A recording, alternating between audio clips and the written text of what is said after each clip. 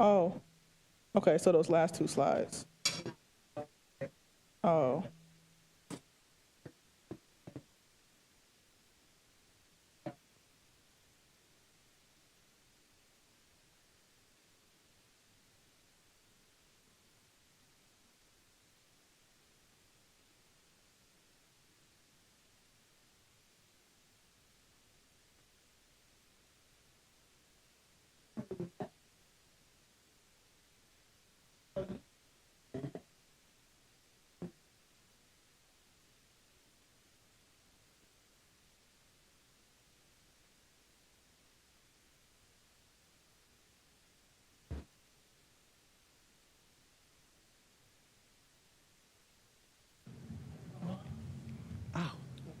Now they are, sorry.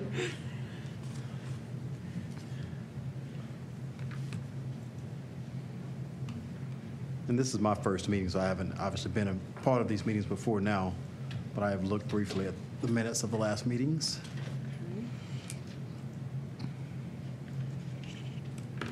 And I don't think you have a quorum for approval, but as customary for committees, you simply approve previous discussions, right? And I'm fine with that on my part. Yeah, same. Sure. Same. Okay. So I wanted to start with an update on my end from the diversity office, and mine has to do with the work of our district-wide Excellence Through Equity / Diversity, Equity, and Inclusion team. We call them our advisory team members because their work is all about red threading equity throughout the district. They represent every division in our district. There are 38 members on this team. And so we have charged them with thinking deeply about the work of equity, identifying ways that our district can be more culturally responsive in all of our practices, and considering how we support our staff. We're going to talk a little more in depth when Wilma gives her report about two things the team is focusing on right now. But for my conversation, I wanted to draw your attention to the equity overview. And I don't think we're able to put it up. Are we able to put it up? And so what you have here is just an update on where we are in the district with the work we started almost a year ago, June of 2022. We started the work of socializing the vision.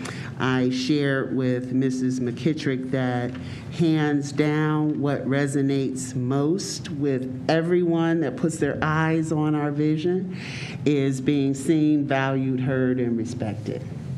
And that's staff, families, and scholars. And so we've put the team together to really do some deep dive work into the elimination of inequities through intentional design. And so as you flip through the presentation, I want to draw your attention to how we delineate equitable leadership, equity-focused, equity-centered leadership versus traditional leadership. And this is a shift in the way we think about the work that we do. So traditionally, leaders lead, right? And tell everybody else what to do. It's hierarchical.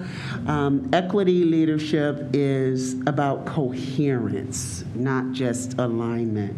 So this is a shift in the way we do work. And we're spending time with the team every month, and we have since November, Wilma? Since November, to go deep, started in October, to go deep into understanding the difference because people don't. And then we talk about the equity lens being about systemic, intentional design to eliminate disparities. And so we're not just talking about black and white, and the differences in how our scholars experience school. But we're also talking about the policies, the outcomes, the power relationships, and the solutions that we bring to the table. So I don't want to belabor the point here, but you get what I'm saying. This is a shift in mindset. It is a shift in culture. And so as you go through, you can see just kind of where we are. Green means we're moving along. The work is happening. Pink, reddish means that we're having a little difficulty, and one of the areas of difficulty would be identifying times and blocks within a day for the remaining divisions to have the discussion around foundational equity understanding. It's hard to pull groups of people together when there's so many different things going on in our district. And we talked about our capacity to hit everyone at the same time. We're moving through with tutoring. We gave you a spreadsheet of the number of buildings that have been touched over the past 2, and including March coming up. We don't necessarily like the idea that it's going to take us 2 years to get to all buildings because of our capacity, but that's where we are right now. So wanted you to be aware of that. And some of this you'll be able to look over on your own time. We just wanted to give you an idea of how our plans are taking shape. I had on here a priority area for the team, and the slides aren't numbered, but it says leading indicator of success number 3. And this is all about the work of the team. So far through January, the sessions that have been completed and will be extended to April have identified as its priorities developing a portrait of a culturally responsive educator and staff, and developing a portrait of a culturally responsive school system. To my knowledge, and I don't know, Mrs. Alexander, this has not been done anywhere, that a school district would define what it means to be culturally responsive in its actions. Really? I haven't found it yet. Okay. There's tons of research Okay. about Never it. a school district that has used that concept and tried to make it happen. We have portrait of graduates, Sure. portrait of scholars, but portrait. We'll be go Akron, yeah. Yeah. First, absolutely. So if we find out differently, we'll let you know. But Even if I we're not haven't. first, we're one of the first. Then, if you find out some other ones, I haven't found it yet, and I'm Wow. part of national networks. Go So Akron, I'm really excited about that. Love that idea. Not just because it will be something new and different, but because we're being reflective And it about ties the work. in with our other portraits of Yeah. scholars, Visions, yeah, all that, graduates. Yeah. So that team of 38, we're looking forward to having something that we can bring forward to the committee. Hopefully by March, April, we'll see how well it goes. We are also recommending that we look at working to support the growth of others, because that is what has come out of the many, many sessions we've done with staff. They are looking for ways to be supported in their own growth and understanding of culturally responsive practices. Streamlining protocols to ensure equity across our practice, the coherence I talked about, operationalizing our vision. I shared with Mrs. McKittrick that, the vision is one thing on paper, but ensuring that everyone really understands it is another thing. So, and really reaching our troops, our team members in the field to get their perspectives is an important part of this, along with the regular cycles of feedback. We asked senior staff about a month ago what they thought we were doing around equity, and you'll see on the other side of that there are some opportunities, and there's some things that we're doing well and some things that we need to continue to work on, especially the limited understanding of equity in education. Carl, these are color-coded like the other ones. Am I missing something on that? You know, these were specific feedback areas from staff. Okay. So they didn't represent what was in our action plan. Got it, okay. Yep. So I'll give you a moment to look at that if you have any questions. And the feedback was taken just from all senior staff? All senior staff on the right side, and hundreds of educators in all of our training sessions this year. Got it.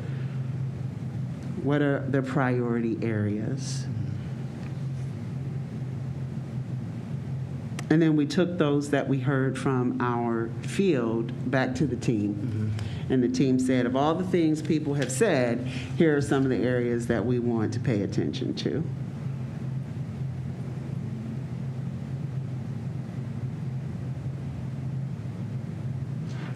There's a lot of good ideas on here, for sure.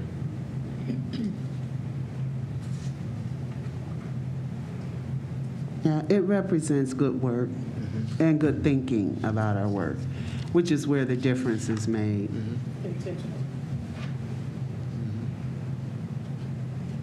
And then just to wrap up the work on the team, one of the things that has come up is that we really don't have clearly established equity goals across departments where we use timely, relevant data.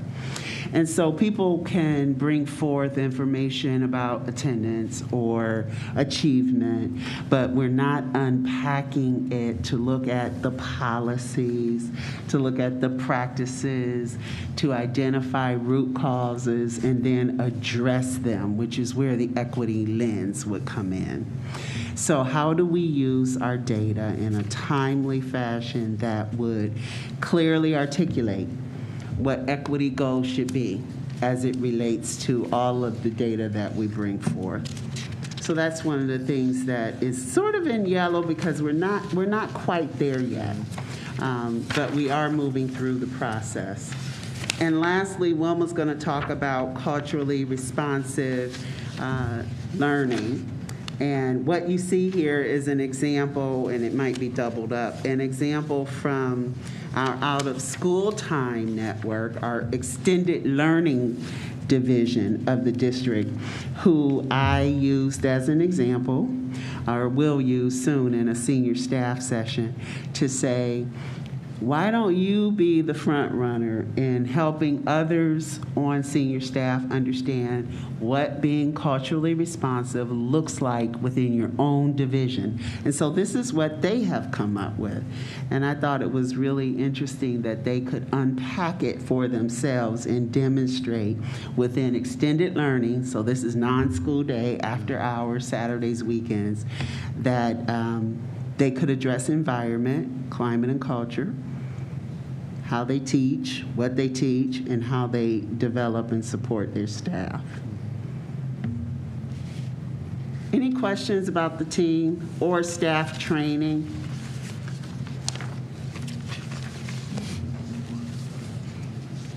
I know, I feel like I got a lot of trees going on here. Yeah. At least you got some colorful trees. They're They're colorful beautiful trees. I know, there's a lot of trees here. But I don't see one other tree, the Ready for Rigor framework. I have it. So You have it? Do our board members have it? Be able to pull it up on the screen? I have. You have that one? Okay. We can't get it up. Yeah, I don't think I have that. Okay. So I don't see it. Yeah, I don't have that. start with, 'cause I didn't know the ready for this. Yeah, just a second, Wilma. I did give you a one-pager here, too, of the National Chief Equity Officers Network. And I wanted you to know that I am a member of that network, and it is becoming very valuable for me to be able to interact with equity officers, diversity officers from across the country. And one of the things I'm bringing back to the district from this group is some work that I want to introduce with to our Human Resources Division. And so you'll be hearing more when Angela Carter comes to provide her update. She's in Administrative Council with Superintendent Outley right now, but you'll be hearing more about that. Yeah. Okay, Wilma, which one are you going to start with? We can start with the asset-based approach ready for the framework. Okay. And again, we have, they're in the boxes here. And they're documented as awareness, learning partnerships, community of learners, and information processing. And attached to this are responses that came from our committee that once we presented this in our foundational presentation, we talked about the awareness of being culturally aware of self and our students. We covered that in that first box. And then in the second box, learning partnerships, being authentic and positive, teacher-student relationships, which is I thought was very vital. And then the information processing, where challenging students to receive, train, to increase, capacity by connecting to culturally relevant materials in the classroom, with students and communities and everyday experiences. And then again, with our community of learners and learning, that environment, developing an inclusive environment where equity is concerned. And if you want, there's a lot there to look at as far as the responses, but the responses are, I think, very, very relevant to what we see happening right now in our district. So under each of those categories, these were the responses that we got. And Carl, I forget, the yellow means that They were most often cited in all training sessions across the district. So these were like common responses that we got from each of our training sessions. And actually, they weren't very bad. They were actually pretty good. And then we also covered being grounded in our 4 areas of focus. But before you go on, the Ready for Rigor framework is the work of Zaretta Hammond, and her book is Culturally Responsive Teaching and the Brain. And the reason why we had to bring a framework related to rigor and being culturally responsive was because every time we would talk about being culturally responsive, people would say, but what about rigor? And so we had to start leading the conversation that being culturally responsive is rigor. And so that was why we had to bring that framework to the table. I just wanted to say that. Oh, that's okay. And I Yeah. forgot to mention Zaretta Hammond. Yeah, yeah. As a Say matter her of name fact, it was a again. book read that the entire, that book those entire building read, and they had to come together and discuss it, so, Was it culturally responsive teaching in the brain? Mm-hmm. yes. Okay. Zaretta Hammond? Zaretta Hammond, Hammonds or Hammond? Hammond. Oh, Okay. okay. Yes, yeah. Okay. And then along with that, being culturally responsive, sustaining approaches, we looked at the grounded in 4 areas of focus again, which Carla covered briefly with the environment, with the climate and culture, how we teach, what we teach, and development and support under the providing professional PD. So under that culture, climate and culture, which is, I think, very vital, the social well-being of our students, building those authentic relationships. Oh, I'm not. Sorry. Being authentic in the relationships building, the restorative practices, and being more trauma-informed with our students, and how we teach, using that inquiry-based learning and student-centered learning so that students can actually get why we're teaching and how we're teaching it. And then what we teach, using multiple perspectives, cultures, histories, and languages that represent our district. And then again, under the professional development and support, doing that staff building and building leadership. Those are the four culturally responsive sustaining practices that Carla has been presenting, and I just tagged in on it this year, and Erica Glover as well. So yeah. So this culturally responsive framework started in New York with the New York State Department of Education. And as with everything in Akron, we Akronize it. Yes. And so, and so at the end of the work with the team this year, we will have our own framework. And I mentioned the portrait of a culturally responsive school system, educator, and staff. And it will come from all the responses that our staff have shared with us about what it means. And you can see the questions at the top. You know, how can we address climate and culture in our classroom? What does culturally responsive instruction look like? What does it look like in practice for our curriculum, right? To address multiple perspectives, histories, languages, etc. And then what do you need? What do you need, staff, educators and staff, in your work? Because we don't want to tell them, right? We want them to co-create with us. Because that's how you get buy-in. That's where it comes from. That's the only way you get buy-in, really, if people aren't personally invested. Yeah, but I think they did a good job though with their responses. If you can take a few minutes to review those, we got a lot of feedback that I thought was something that we can actually utilize. And they weren't asking for anything that's totally impossible, or making comments that were so rude or unexpected. They were actually genuine, I think, and sincere. Oh, good. Yeah.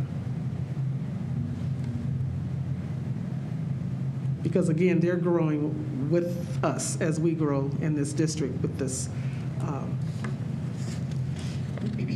the EI information and integrating that excellence through equity in it. I think they're now getting it.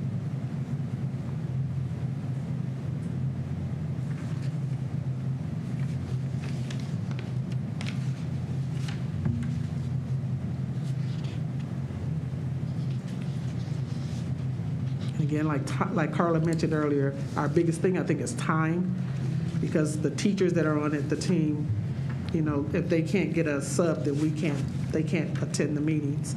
So sometimes it's a little difficult for them to get out of their buildings and participate. But they really want to be there. Oh, good. Yeah. They do. They really enjoy do. being a part of this district-wide team because it makes them feel as if they're contributing to something real, right? And everybody wants to feel like their voices are heard. We And talked about there's that. a Everybody connection. wants to feel like they're Yeah, they really do. They really do. And they weren't surprised that they were even tapped to be a part of the team. Yeah. And my challenge is the team doesn't mean Carla has access to 38 people Oh, no. to help train, to help do research, Right. to help coach and support the work, to work with other district leaders. It's just Wilma and I, and then a part-time person, Dr. Glover, who left and came back to help as an administrative specialist. So we really do need more capacity to go deeper. Yes. Are there any questions? I'm just really appreciating the litany of responses on the, Yeah. Yeah. there's a They lot are of different things. thoughtful, They're right? very thoughtful. Very thoughtful. Yes. I thought they gave it time. They didn't just do a check off. Right. They actually wrote something. Yeah. And what I really like about this is we're getting responses from buildings that have gotten this far in their training, and there's only been a handful of them that have gotten this far. The bulk of these responses are coming from brand new faculty and staff in our district because we hit 100% of them. Wow. when they enter within the first 90 days, they get 6 hours of training. Whereas for the buildings, we're only able to deliver 2-hour hours. doses at a time. So that's why I say, in order to get to the full 6-hour foundational, it's going to take Take a 3 while. years. It's going to take a while. Yeah, Yeah. yeah. Because of the time. We can only get them certain times of the year, and mostly IID days. Sure. Yeah. Yeah, that's good stuff. Yeah, I don't have any questions about that. That's all good for me. So it makes sense how we're trying to pull the pieces together. For sure. It is complex work. Yes. It's not just, let's adopt a curriculum Yeah. and then become culturally responsive, right? It's about self-awareness, getting to a common language and understanding. Yeah. It's about understanding the systemic nature and contributions made by the system to the disparities that we see, and understanding history too is a part And that's of for it. the people who are willing. What about the people who are resistant? Right. Yes, yes, Right, yes. so these are the Right. people who have the buy-in. Right. What Yeah. about all those who don't? That's, Yeah, right, like it's Yeah. easy to not convert, but convert the willing. Yeah. It's another story to try and reach the people who Yeah. are Right. less than willing. yeah. But I dream of the place where the work has become normalized Yeah. to the point where we have grown the collective so deeply that there isn't really space for you if you're not Good. there, right? Right. Because I always tell the team when we're out training, we understand there could be everybody's at a different place in their journey, right? And the far left or the far right might not be the group we touch today. But those that we know are there, we want to grow. And so it is complex work, though, and it takes time. But intentionality is important, too. Yeah. And then lastly, the board charged us, the district, with developing employee resource groups. And it was to have 3 in 3 years. And we do now, and I'm happy to say that the last one, which they have called themselves New and Existing Employees United, will be launching on March 2nd their networking and information social for any employee less than 1 to 3 years in the district. And again, employee resource groups are ran by employees, supported by employees. We're real proud of the work that our APS Pride group and our Akron Educators for Social Justice group are doing to engage with others in the district who have similar interests and passions. And Wilma, I know you've been attending Pride meetings. Yes. Any updates from them? Yes, they're moving right along, and they, in our last meeting that I actually joined kind of late because I was at another meeting, but I did get on, and they just talked about some of their concerns with regards to students, because they want to be able to reach out and make sure that the students are being accommodated in the buildings as they need to be.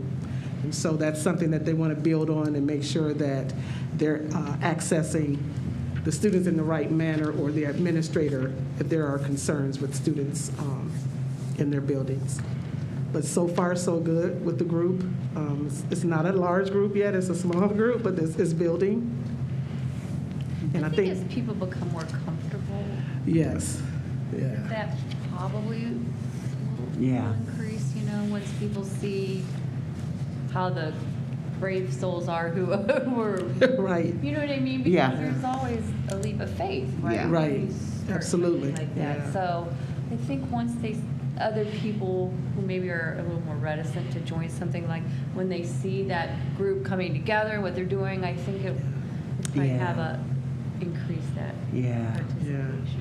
There's a great turnout when they host their section of the Equality March every spring. Yeah. Really good turnout. Yeah. And it's a balance for me because I have to continue to coach and support, but I don't want to run it, and I've got to be careful and let them empower them to do what you guys need to do.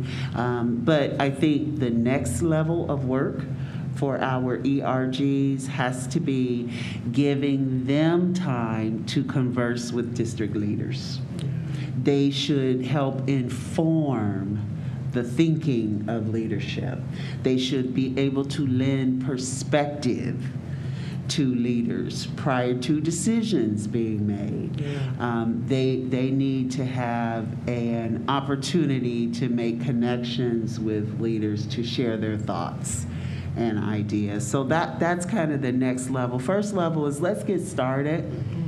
Let's create something, grow your group and membership. And I think the next level of work is how do we use them, right, to inform our own practice.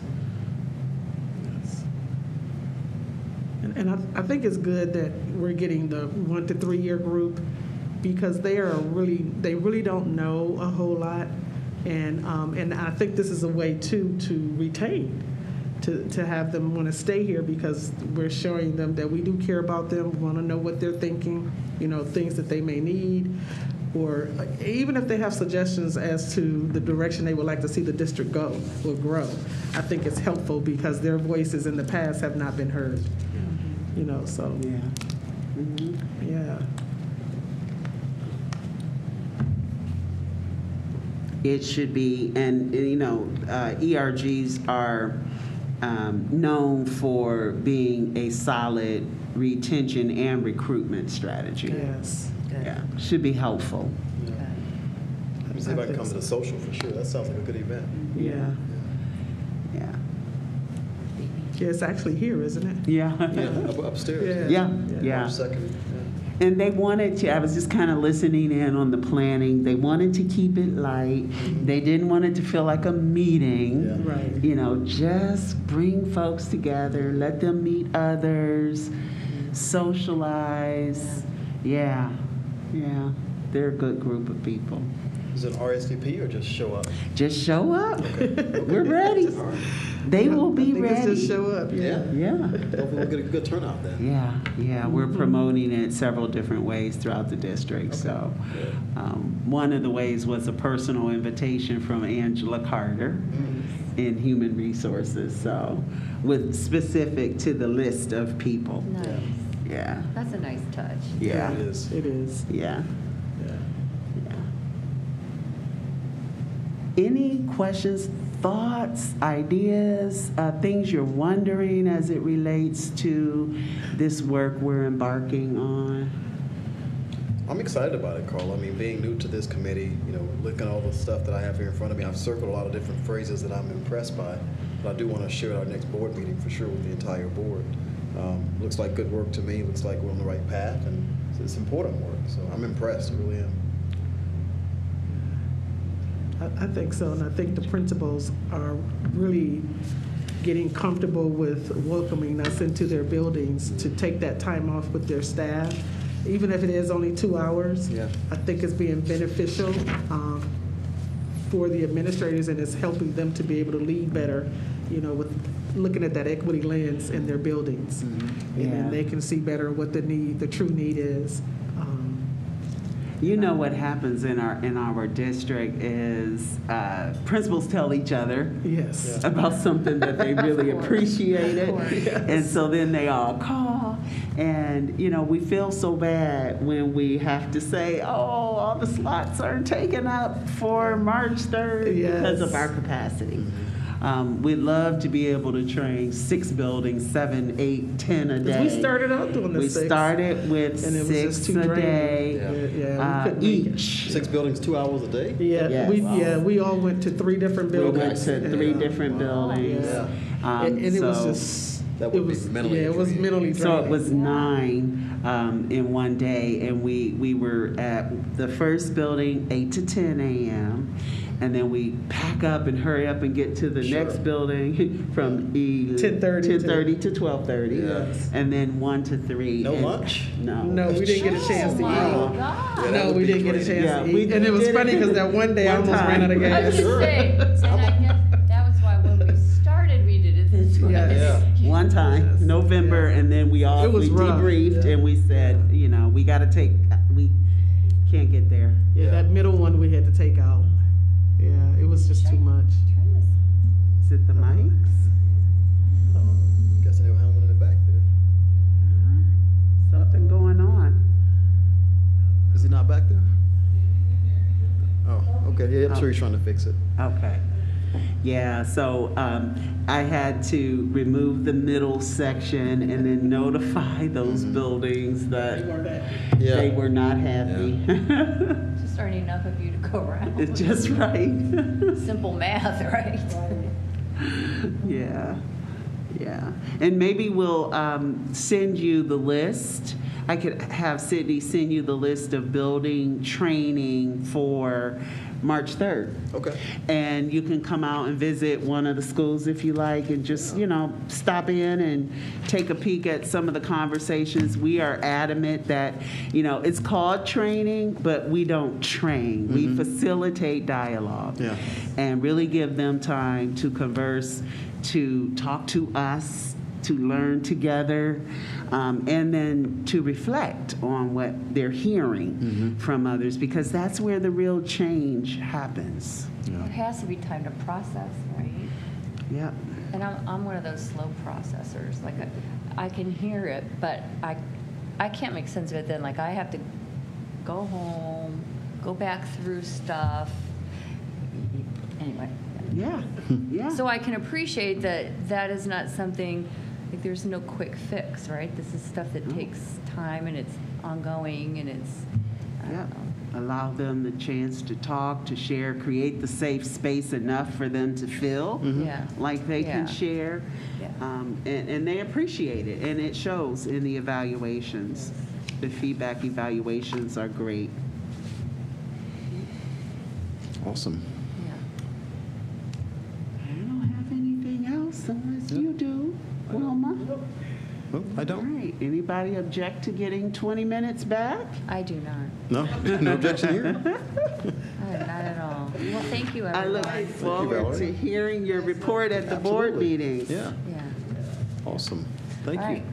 Well, thank you so much. Thank you. Thanks for having me. Looking forward to being a part of this committee for sure. Yeah, me too.